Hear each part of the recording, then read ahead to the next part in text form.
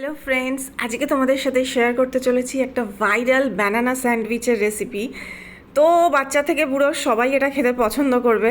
চলো ঝটপট দেখিয়ে দিই। প্রথমে বাটার লাগিয়ে প্যানের উপর দিয়ে দিলাম 3টে ব্রেড, আমি এপিটোপিট করে ভেজে নিলাম।